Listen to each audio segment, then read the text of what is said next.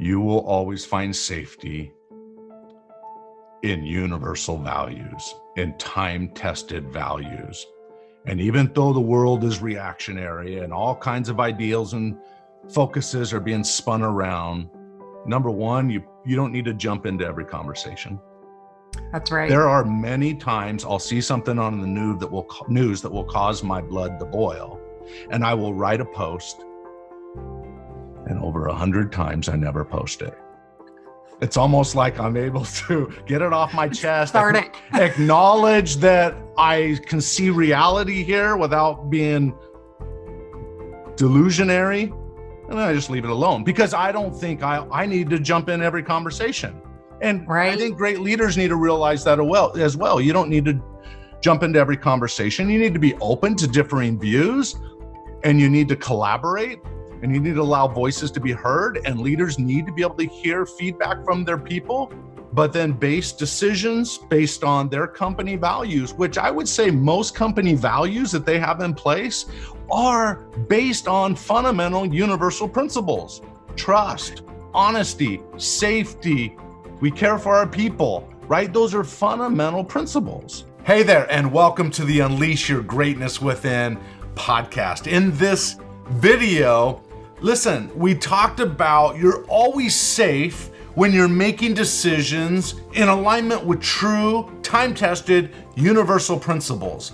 And I want to say that's important for business and in leadership, but that's also important in your personal life. Now, what you just watched was a portion of the podcast I had with Carrie Lorenz, who is the United States Navy's first female F-14 Tomcat fighter pilot. And boy, was that a great interview. But there was this little segment where we were talking about the power of values and principles. And I know that you've probably heard this before, but I want to also share with you, what are your individual values? Do you know what they are? As I've worked with groups and individuals for now 23 years, many people have never sat down to determine what their values are. And there is power in knowing what your values are. And so I thought to myself, why don't I share some core universal values that I'm talking about and referring to? Because there are so many voices out there, and you know what? True values might get lost in the mix, okay? And like I said in the beginning, if you stay in alignment with these principles, you will not only be safe, but you will also find more happiness and fulfillment in your life. And so I'm going to pull some ideas from this piece of paper here. I have it in my office, which is called The 10 Virtues by a religious leader named Gordon B. Hinckley.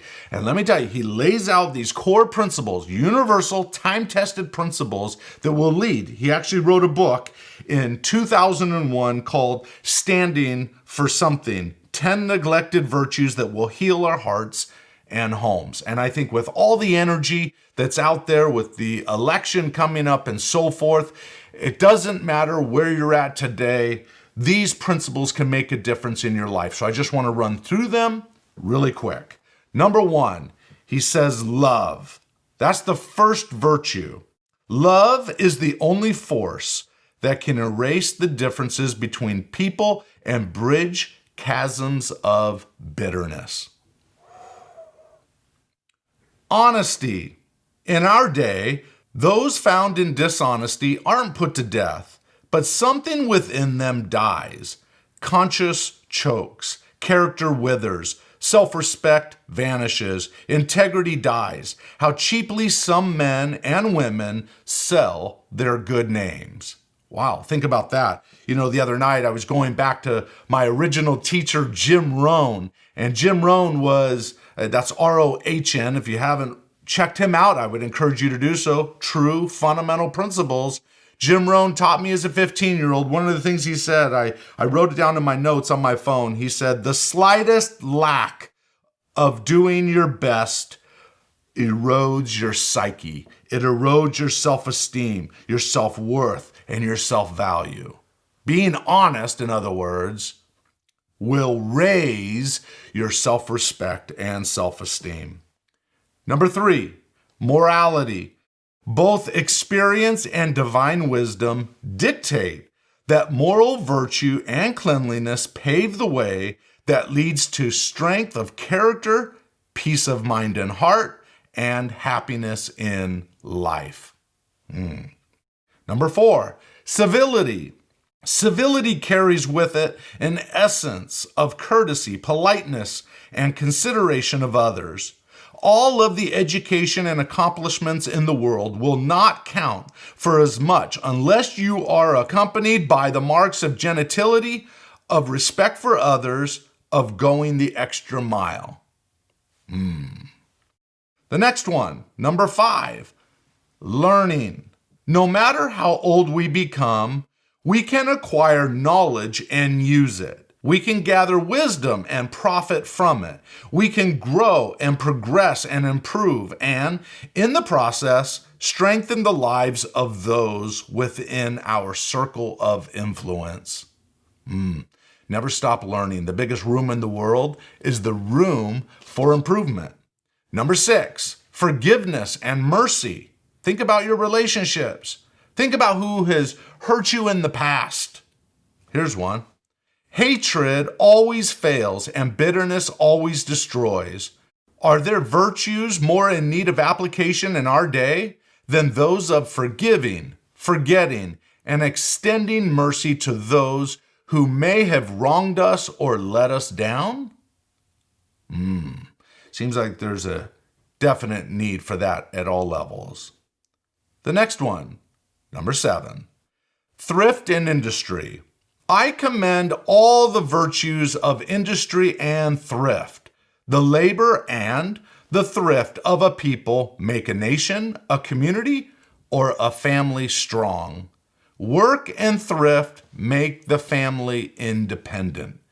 Okay, let me say something really quick about family. I am a huge supporter of striving toward the ideal of having a well-balanced nuclear family. Now, there's a lot of voices out there, and some want to demean the nuclear family because maybe they have never had one. Maybe they've never had a principle-based family that strived to do good and strived to serve people. But I grew up in one of those families. I was one of the fortunate ones. But let me just say, with those voices out there that are trying to destroy the nuclear family, I say that it is in the family that is at the core of any strength of any nation, any community, any society. And it produces citizens that are productive in society, right? Just the percentages show that. The statistics show that. Does that mean that you can't have that without coming from a wonderful family background? Well, yeah, there's people that have been able to create wonderful lives and even create wonderful family backgrounds and situations without even growing up with one. You can be a change agent. But the fact that we shouldn't strive toward developing strong families and relationships, yeah, it comes down to these virtues that I'm sharing with you, right? And they all play a role. These virtues all play a role into the success of our families, our work, and our personal lives. All right, so that was thrift and industry. The next one, which is vital to any relationship, is gratitude. Gratitude is the beginning of civility, of decency and goodness, of a recognition that we cannot afford to be arrogant. We should walk with the knowledge that we will need help every step of the way. Every one of us needs help in our lives. And one great truth, one freeing virtue, is that of gratitude, to notice the blessings in your life more than the problems and the difficulties in your life, right? Garbage in, garbage out. Spend more time focusing on the good and those things that you have to be thankful for, even if they come small in quantity. Look for them, and it will change you from the inside out. Number 8, optimism. My plea is that we stop seeking out the storms and enjoy more fully the sunlight. I am asking that we look a little deeper for the good, that we still our voices of insult and sarcasm, and that we more generously compliment and endorse virtue and effort. See the world as that the future will work out good, right? Look at the world with the glass half full rather than half empty, if you will. And then the last one is faith. Great buildings were never constructed on uncertain foundations. Great causes were never brought to success by vacillating leaders. Faith has always been and always must be at the root of any meaningful practice and endeavor.